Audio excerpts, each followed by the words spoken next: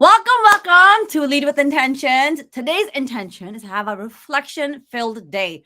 Welcome to the show where every single week, your coach, Ambereen Hameed, shows up here ready to serve you. And it's truly an honor to cross paths with you today because nothing is by coincidence. And I really want to say I appreciate every single one of you tuning in to give me the most important commodity in the world. That is your time. Welcome to Spanglish World Network and Zingo TV, channels 250 and 251. Please remember, download the Zingo TV app on your respective app stores. The full iOS lineup, Android lineup, Chromecast, any smart TV, 2016 on forward, the whole Amazon suite, and even on the Roku ones. All right, while you're downloading the application, how do you engage with us? Rate it, comment, let us know what we're doing great, but also give us that feedback to say what we can do better. And as always, this app is completely free of charge, so I don't see why you should not be downloading it. All right, so every single week we get on here at 12 noon here in the US, Eastern time. And I bring on guests who are living intentional lives. Today is no different. He is somebody who you guys have seen many times on these networks, is Jorge Gamboa, and he has a show here called Unstoppable Leaders. So what does that mean? That means in order for him to invite people who are like that, he's also got to be one as well. I've talked to George quite a few times, and it's always astonishing to see. And today we're going to dive into his journey to learn more about what it is that he does, because there's so many layers to him. So I want all of you to help me in welcoming Jorge Gamboa onto the show. Hey, George. Hey, great to be here. Thanks for the invite. I love this time. Awesome. It's a pleasure. We've tried this back and forth for a little bit, so I'm glad you are officially and finally here. Yeah, no, this is awesome. Cool. All right. So the first thing I want to ask you, George, is tell us something about yourself. Who are you, and what is it that you do? Yeah. So that's a very loaded question. It keeps on changing. So as you mentioned before, I have my own show, Unstoppable Leaders. And it all started because over the last 10, 12 years, I was working as an agile coach, helping organizations and their teams work together and all those things. But there was one question that always caught my attention.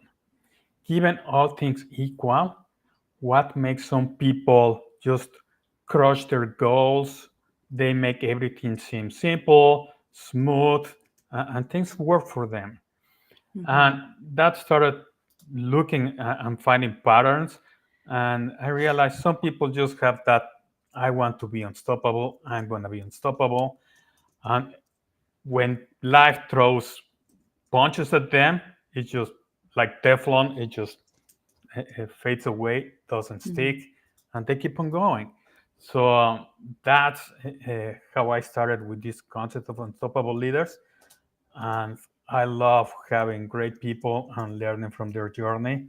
And that's one of the things I'm doing these days. Wonderful. Okay. So how would you describe who you are, George? So as I think you need to go from a person, right? As a person, I'm an eternal optimist, which can be not too good at times. But yeah, I always believe the best is yet to come. And yeah, I also am a big believer in dreams. That's what drives us. So if you're not dreaming, yeah, you need to take a moment because something needs to be fixed. And as a result, one of the things that I'm doing over the last pretty much this year is I'm partnering with small business owners that want to take it to the next level, that are really hungry to grow, to be unstoppable. And I'm finding ways to help them either on the operation side of their company, or creating these client acquisition systems for them and helping them get to the next level. And yeah, I love all of that, and it's fascinating. It's a different world. Hmm. Must be because when you're doing something like that, you're really tapping into different industries and different people, different teams to see how people lead. Let me ask you this. What have you noticed is a common theme among these people that you're serving? When I, in order to find a client that I'm going to be working with, because I have to believe in what they do, Mm, because it will require me. I don't want to follow the classic model of agencies where you just start getting clients and dispatch them. But I need to get deep into what they do, their philosophy, their services, in order to mm, get in their minds and be able to be effective, especially if I do that client acquisition side of things. So one of the first things that I need to know, or that makes it a feasible prospect, is if they have that desire to to go to the next level. Because believe it or not, there's a lot of business owners that, for whatever reason, over the years, they went from surviving to thriving at surviving, and they are happy to stay there. They don't want to go mm. to really thriving, so they don't feel like taking risks. They don't. They want to play it safe, play it small. So that's just not gonna work with me. So And why would you say it's so important to work with individuals who are really looking to thrive in their businesses, take those risks that are so necessary? Because I'm also looking at that, like, for all of you who are listening, appreciate you so much. Really want you to start to think about how you can apply the same philosophies that George is talking about into your own lives. So, what do you think it is, that's so necessary for us as humans to live as a life that is filled with just thriving and driving our own, life by design? you know what? It all comes down to what your show is all about. Uh, uh, you need to live intentionally and have a purpose. And for a lot of people, we get that purpose by our business, our company, what we do. That's where we spend most of our days, right? Hmm. Working on a job or running your own business. But you need to find what is the purpose that is that thing giving you to your life. And for entrepreneurs, their purpose has to be creating a bigger impact in whatever it is that they do. Not that there's anything wrong if you're an employee. For example, I have had friends. A good friend of mine for many years was a security guard in one of these big companies. So all he had to do was, from work perspective, show up at 7 in the morning, leave by Hmm. 3 p.m., no stress, just receiving people in and out. And that was it. Because Hmm. work was not the main focus in his life, it was just a complement. What he Hmm. had was a very engaged and active personal life. So Okay. finding that purpose is drives you. It's the beginning of everything.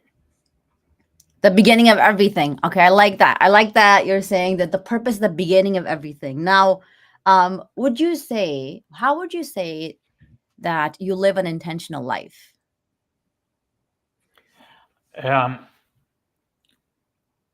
the first thing is trying to figure out what do you want to do, what do you want to achieve, and if over the last few couple of years, I went through some shifting in priorities in my life, assessing where I am, where I'm going, and one of those realizations is uh, if you are, regardless of the religions that anybody professes, uh, you come to this world, and part of that is to experience many different things, and you want to get the most out of it. Mm-hmm. So if you have a purpose that is going to help you help other people develop or achieve something, Mm-hmm. that's where you start being intentional on how whatever it is that you're doing today is gonna help you support that purpose. That purpose becomes your north star. That is Mm-hmm. guiding and aligning what you're doing.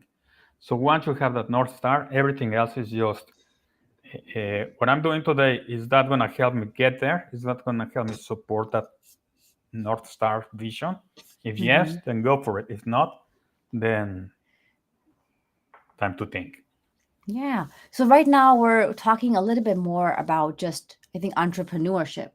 Yes.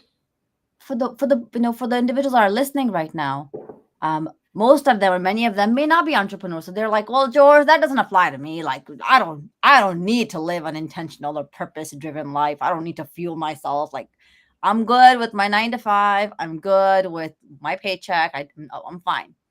How do you think we can think about purpose in that light when it comes to everyday, you know, individuals? Yeah. So one of the exercises that I do with my clients is I call it the hat exercise. And Mm-hmm. that's because we wear multiple hats. If you're a business owner, obviously you wear many different hats in there. But as a person, you wear multiple hats. For Mm-hmm. example, somebody can be a father, a brother, and you have your job, that can be another Mm-hmm. hat. Uh, Sometimes maybe you play some sort of sports, that's another hat that you're wearing. And when you look internally, you wear multiple hats, like your financial hat, your health and fitness hat, your Mm-hmm. foodie hat if you like to cook or whatever. Yeah. So you wear multiple hats. And the next step is identify what what is it that you enjoy doing out of all those hats. So kind of prioritize these hats I love Mm-hmm. to wear, these ones not so much.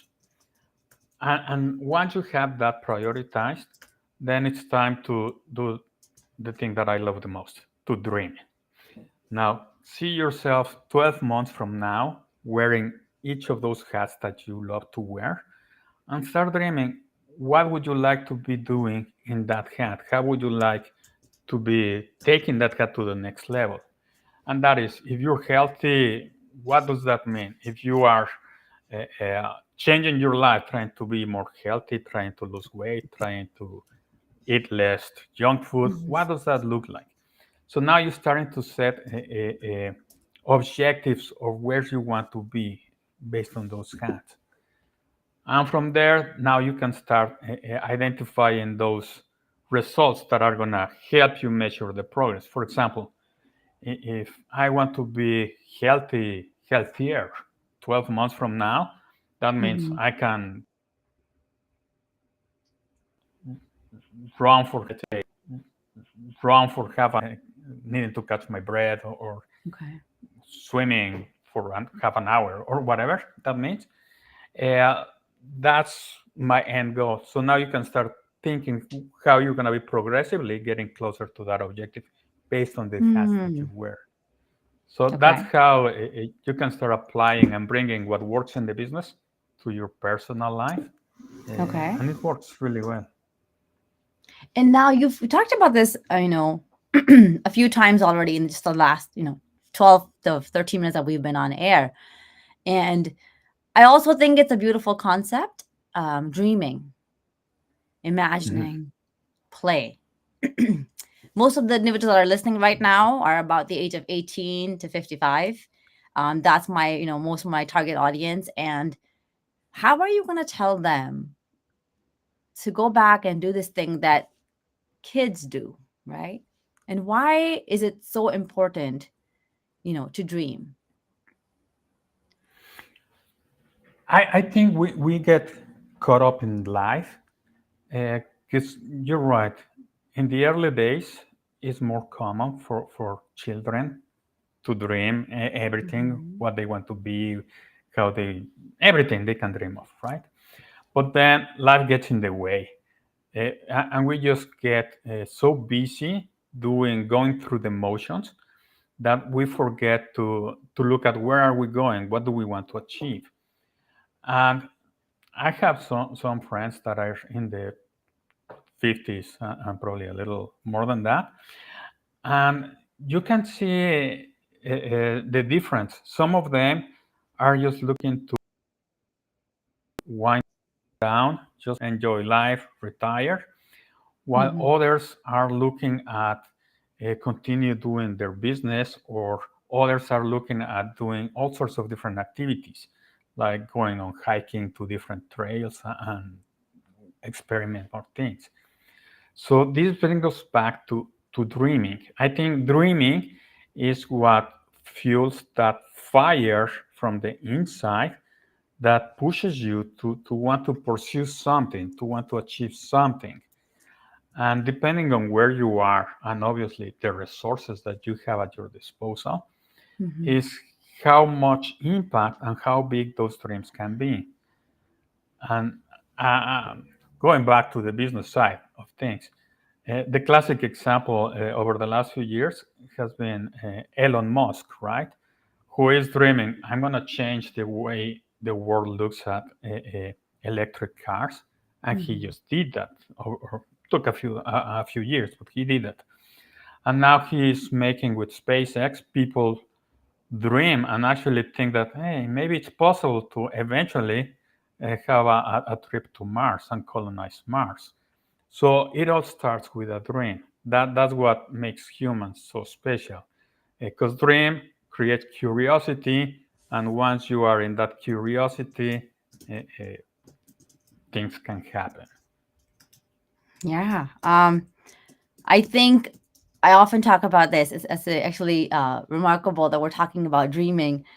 Just in, I have a group of women that I'm coaching together, and we were talking about this concept of like taking life so serious as adults. We don't really dream, we don't have fun, we don't play. And I was talking about how Einstein said, the most important thing in the world is imagination, Mhm. and imagination is just that, we're tapping into our dream. And I said, think about how much fun kids have.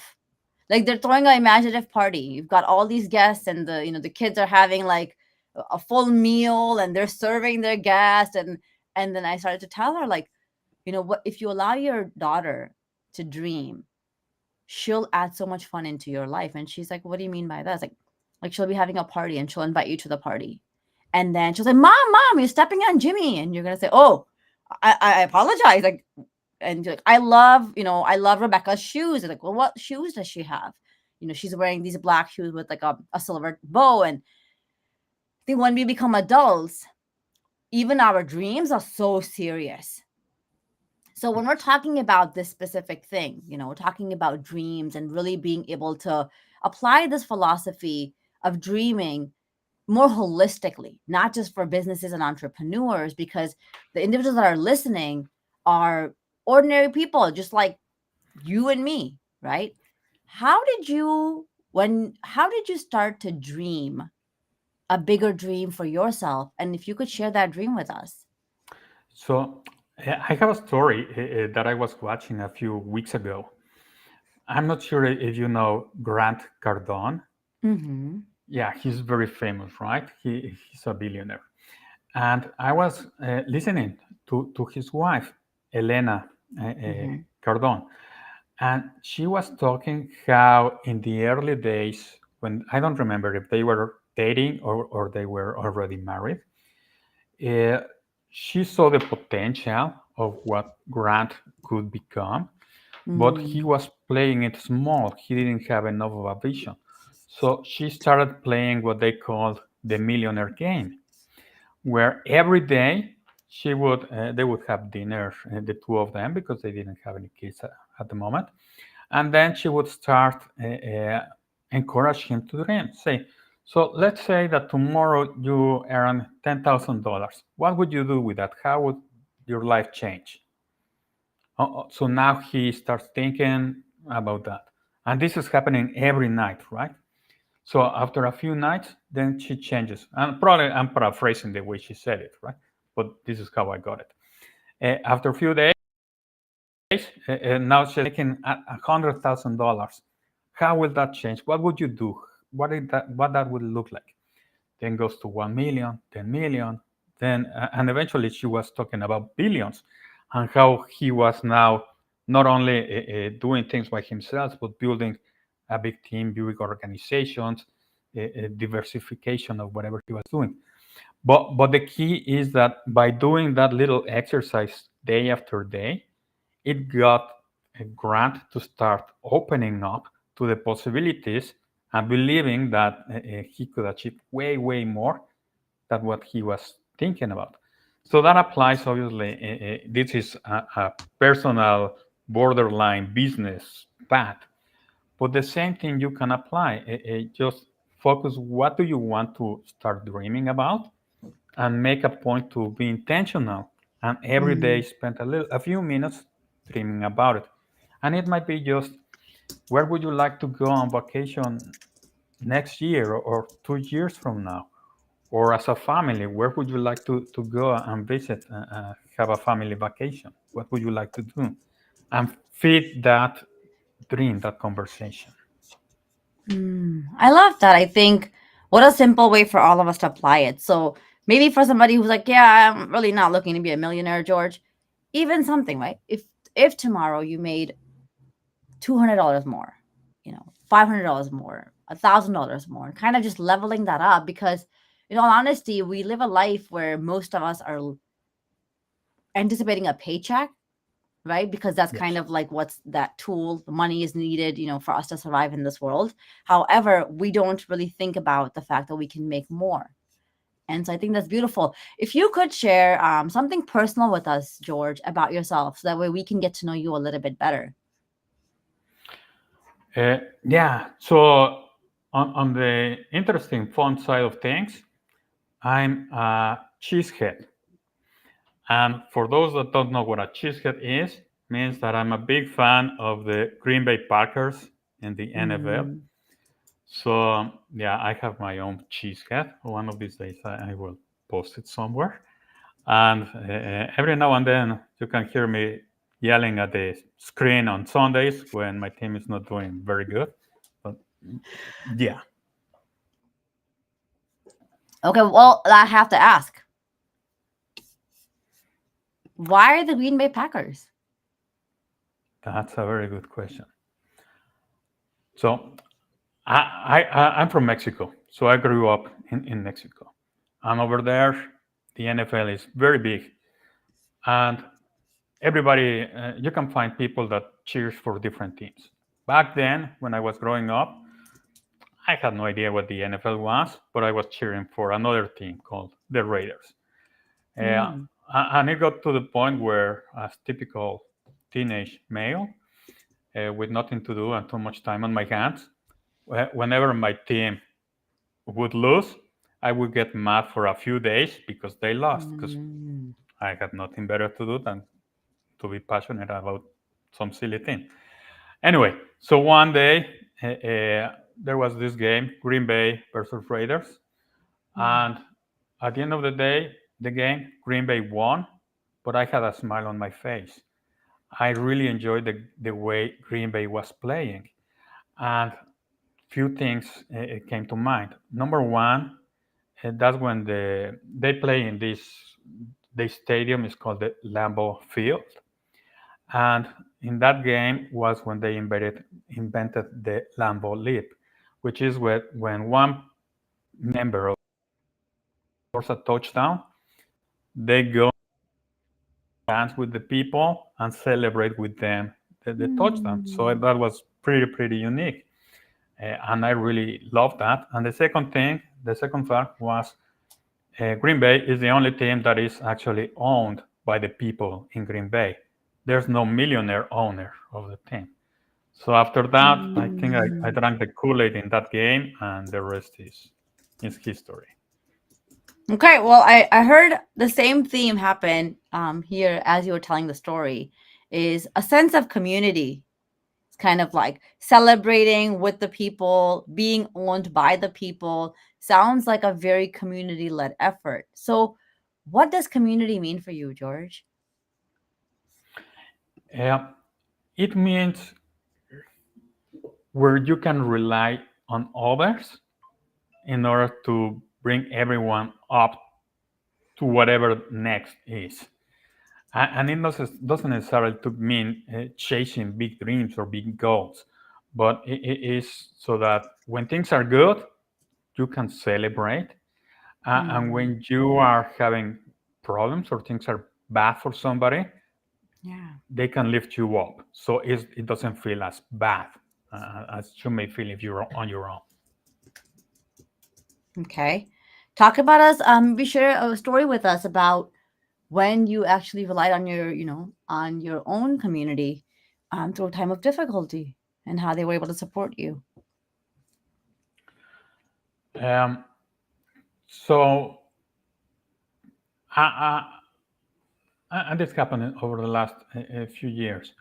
And that's where I have we're all coaches, right? Well, I'm a coach, you're a coach. And coaches have coaches. It's we love coaches and coaching as well. Everywhere there's coaching. It's a coaching pyramid, yes. Yeah. And we also, part of that is we also have people that we look up to as mentors, right? Because they have gone through so many things and they can provide advice. So when things get rough and we go through difficulties at a personal level, sometimes we don't ask for help, just for help, especially if you're a male. We're not wired to talk about those things. But we what I did is I went and approached different people for advice based on how our relationship is and how they are.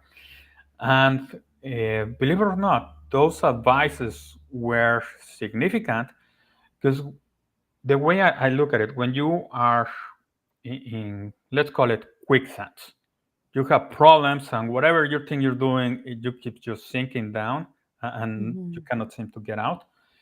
Um, the first thing that you need to do is find hope, whatever can give you hope. Because once you find that little light of hope, you can hold on to it and start getting out of the quicksand. And as you are getting out, that's when you can, in order to get out, you listen to people for advice from people that have been there or close or you value their perspective. And as Hmm. you are getting out, then you have to do, whether you like it or not, some inner work. You have to figure out what you need to change because something got you there. So definitely when you have problems, it's a sign that you need to change internally. And as you're changing internally, that's when you start looking at how to make decisions.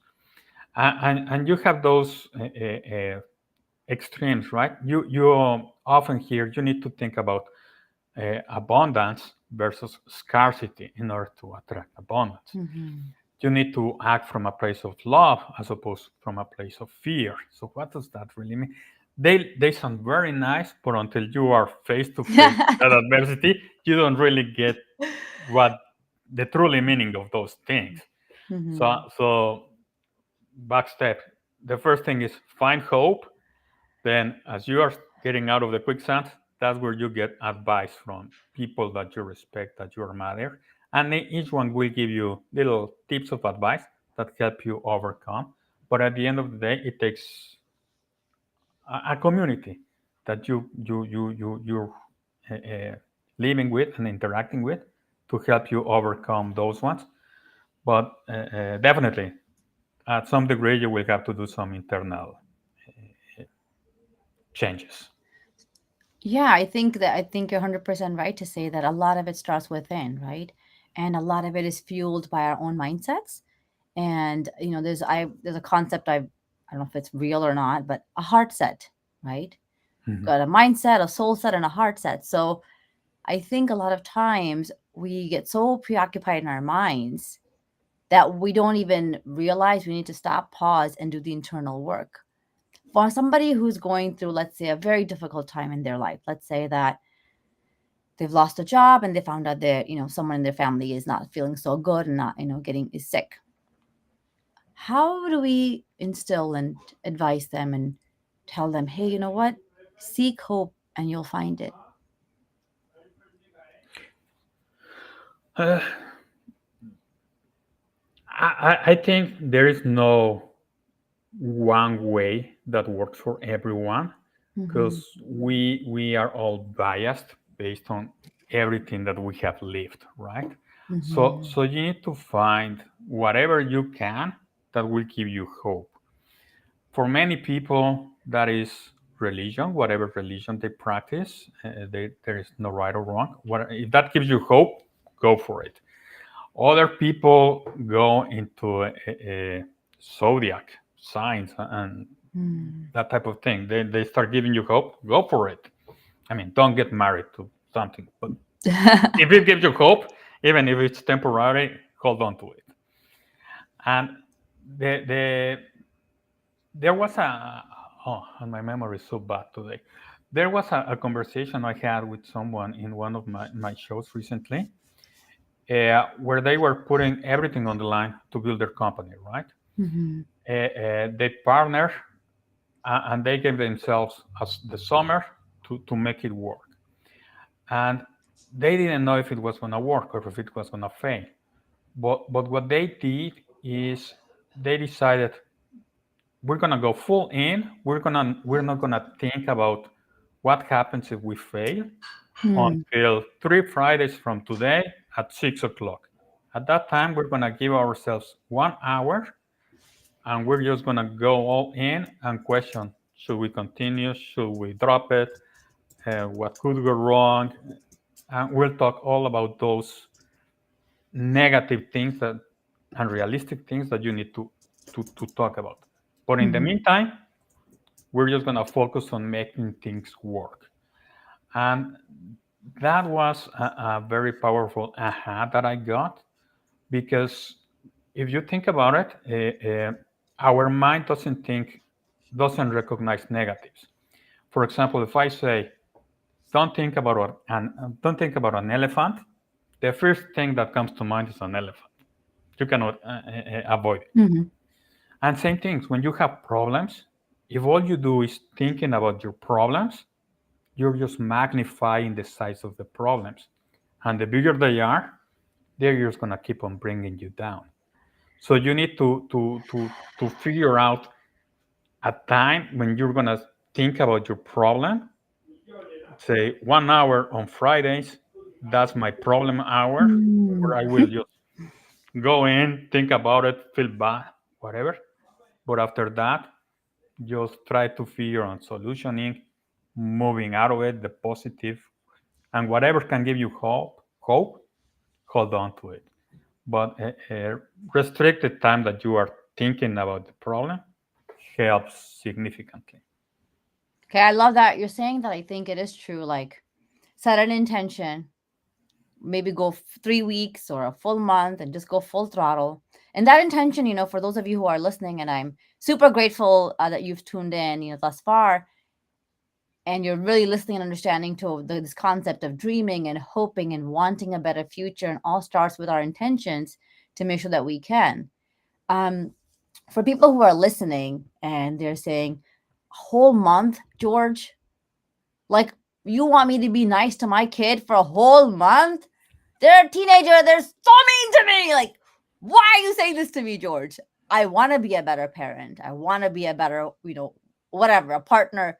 And you're telling me to keep going for a month before I evaluate? You're going to drain me out, man. I don't have that much hope. What do you think is a way that they can keep finding that momentum and keep, that the word that you talked about, that keep thriving to make that goal, so to speak, possible? Yeah, so and that's where we once there's no one size mod is gonna drive some parents bananas if they try to do it. Uh,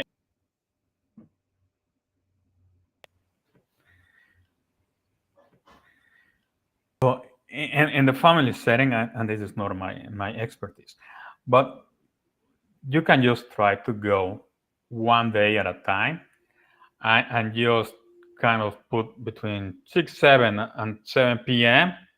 That's when I'm gonna consolidate all the negativity, all the frustration, all the you're driving me bananas kid type of effect that they are having on you, and figure out and you have to go inside, right?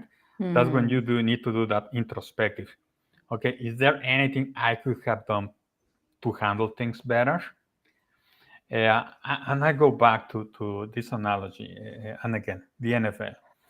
There was one coach, I don't remember his name, when he was coaching his quarterback to throw the ball in a specific way so the receptor would catch it and make a big gain, right? Hmm. And every time he called that play, it wouldn't work. And the other coaches would ask him, "Hey, what's wrong? It's never gonna work out." And this coach was saying, "No, no, no. We're this close. I just need to find a better way to communicate so that my quarterback understands exactly how to do that play so that it actually works." Hmm. And eventually, after more than 100 tries, it worked, and that was a staple play for that team, for that quarterback. So similar happens on the personal side with our kids. They drive us mental sometimes, but if we start thinking, okay, how can I change the way I'm communicating to get a different result? Maybe that will help.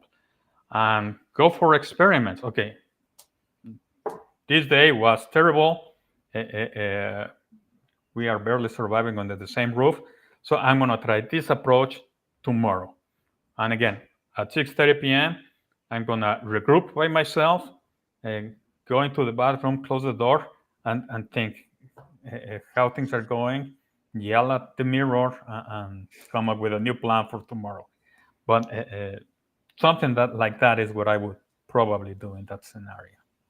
Yeah, I think the same thing we're talking about is if, if there's somebody who is going through and looking at it from a point of view of business or a team, you've got allocated time, like you said, on Friday, that's when we have that, that vent session or the processing session or the negativity overcoming session. And the same thing can be applied on a day-to-day basis. But I love what you said there, where you said you have to introspect and ask that question, what could you have done better? And I want to actually take a step further ahead and say, before you even ask yourself what you could do better, I think as human beings, you have to appreciate what you have done right or what you have done Mhm. well. You know, my daughter yesterday, I really had to remind her again that, hey, can you just like practice kindness with me? I really miss it because she's going through something and she won't tell me what it is. So just trying to navigate, her mind and the things that she's going through, but she's not going to be vocal and tell me until she's ready. So I think as parents, and this applies for like, it could be like your sibling, something's off. It could be your partner. It doesn't matter who, right? Your parents, we know that something isn't right. Yet providing them with this essence of grace and still pouring in as the best versions of ourselves, it is hard. But what's really helped me, and I think my clients, is I say, appreciate yourself for all the things you're doing exceptionally. So say like, oh my God, Ambreen, you talk to her in a polite way. Okay, Ambreen, you took a deep breath before opening the door. Or as she came and sat in the car, you were just relaxed about it. You didn't ask her any questions. You gave her a little bit of time to process. And I think that is where they're talking about is that hope. We give ourselves hope to say, oh, I can do a little bit more. But let me just see how amazing I already am. And I think in a world that we live in now, we see other people's efforts, and other people's greatness. However, we don't really go back and see the greatness that we have within ourselves. I want to actually ask you this specific question that we are talking a little bit about, families is what do you think is the biggest challenge that your family is facing right now? Um, I think probably it is uh, breaking the patterns because Hmm. you're living with the same people under the same roof for so long, right? So without you knowing, we have our every person has their own defense Hmm. mechanisms, right? And they are subconscious. You don't know, but they are there. And sometimes we enable behaviors on others, Mm-hmm. but we are not aware that we're doing that. So if you want to break away from those and help others to break habits that are not very healthy, or that they can do better or things like that, you cannot order them or tell them, hey, you should do this, because that's not going to work. Mm-hmm. uh, they have to go and get to the point where they want to change those things. For example, I don't know, a teenager who enjoys snacking or having dinner at midnight. You should change that, or they can be awake all night long unless they have early morning classes. That's something you need to change, but you cannot. They won't listen to you once they are teenagers, but they need to get there by themselves.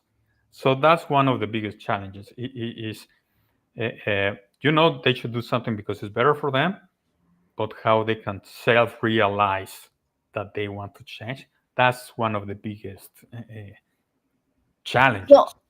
before I ask my next question, I really want to understand, like, what does your family dynamics look like, in your home? What is that?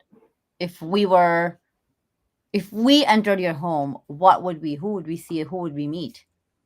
Oh, so um,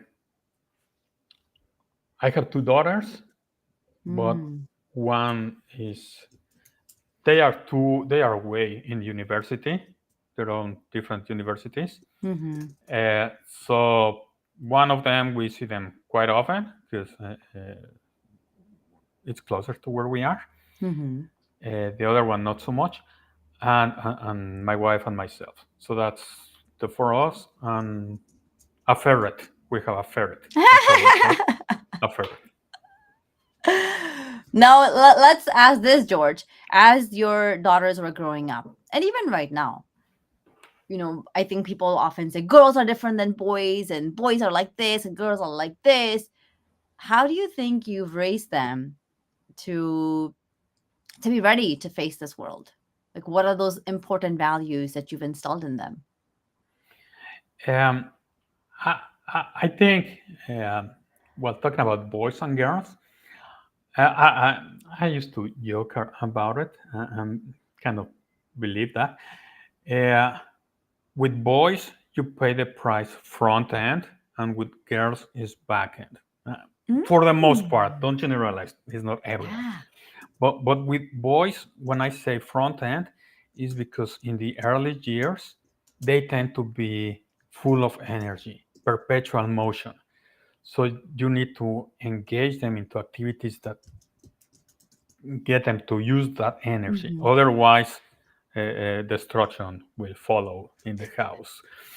Uh, uh, where girls, for the most part, tend to be more calm, more relaxed, more kumbaya, happy world, stuffed animals, princesses, the classics, especially here in North America. Uh, and again, let's not generalize. There are, Hmm. right? Uh, and later on in life, here, boys tend to be more, when they reach teenage years, on autopilot, because they are typically into sports or hobbies or something, but they are very fixated in their own path.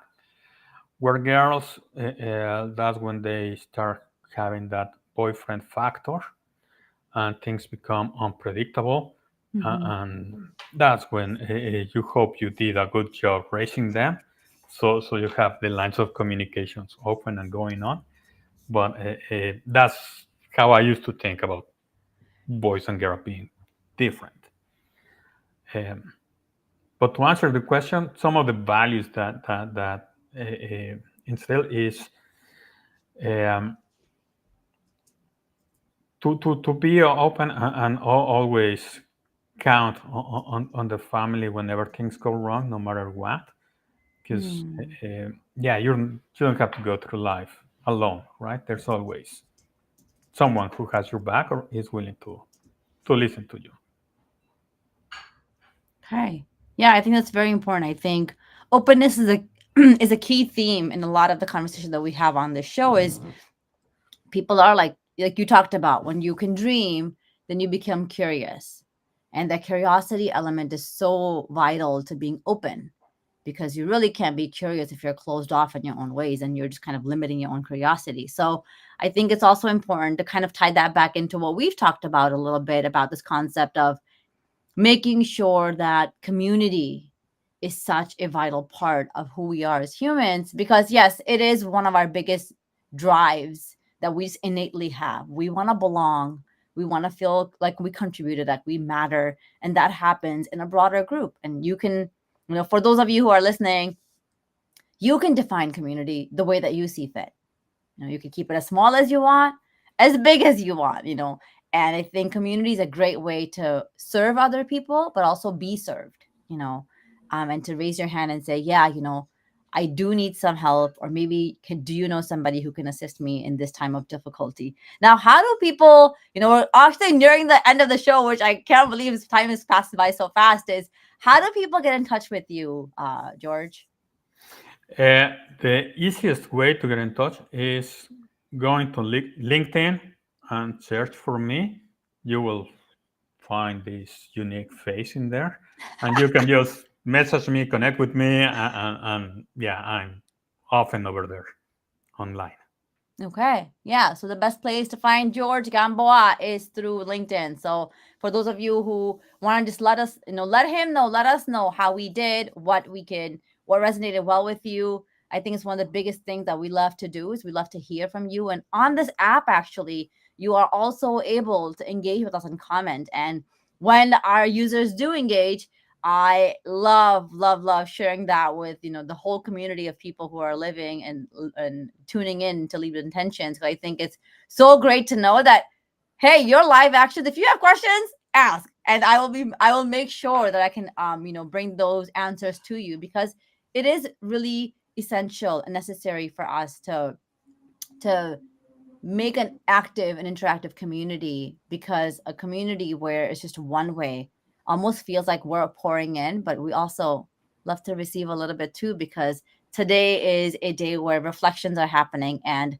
as we are coming kind of close to the show, we have this tradition, George, where I will ask you, it's called intentional wrap, and I'll ask you rapid fire questions. So I'll ask a question. If you can answer it in a word, in a sentence maximum, Okay, we can go ahead and keep this quick. You ready?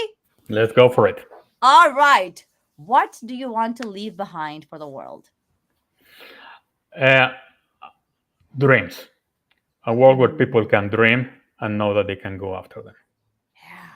How will you know that you've led an intentional life? Uh, when you wake up with energy because you're doing something, as opposed to waking up and feeling like, oh, I just want to go back to bed and sleep more. Thanks. I needed that reminder. It's beautiful. Um, if you could create one law that everybody had to follow on Earth, what would that law be? Um, this is from Simon Sinek. If you ever have problems, feel down, feeling bad, you must text or send a message to someone that you value and ask for 8 minutes so they can call you, visit you right away, and listen to you without having to give you an advice, just to listen to you. Okay, that's a new one. We've never heard that one before. I like it. Okay, what is the one lesson that you want to share with us that has made you who you are today? Keep on changing. Life changes, so you should be changing as well. Don't stay the same unless that's working for you. But Okay. change. And my last question to you, George, is what is the key to a healthy relationship? Um, Communication, obviously, open communication, uh, and also having the same dreams, direction, where you're going. I love it. All right. So, for those of you who are here listening, I really, really, really want us to say thank you to George for giving us his time and his attention and his energy. Go ahead and reach out to him on LinkedIn. I think it's it's a great place to let him know how he can serve you or what's something that you've learned from this conversation. So thank you so very much, George. Hey, thank you for having me. It was a pleasure. Yeah. As the show comes to an end, I would love to let you know the Spanglish Radio Network can be heard. It could be heard over the network as well. Alongside, we'll just check out our SpanglishWorld.ca for all the news and the programming. And as this conversation comes to a close, my prayer is that this show will embark us on a transformative path to be in gratitude for all the blessings that we have, to accept the unfoldings of life, and to commit to values and dreams which will allow us to tap into our own greatness. As I have tawakkul, which means faith, in every single one of us in our greatness. When we unleash our authenticity, we start to live intentionally. Remember, there's only one of you, one life designed by excellence. Spanglish World, watch it, hear it, read it, download it. Until next time, folks, make sure that you are actually living into it to better serve you. See you next week. Bye.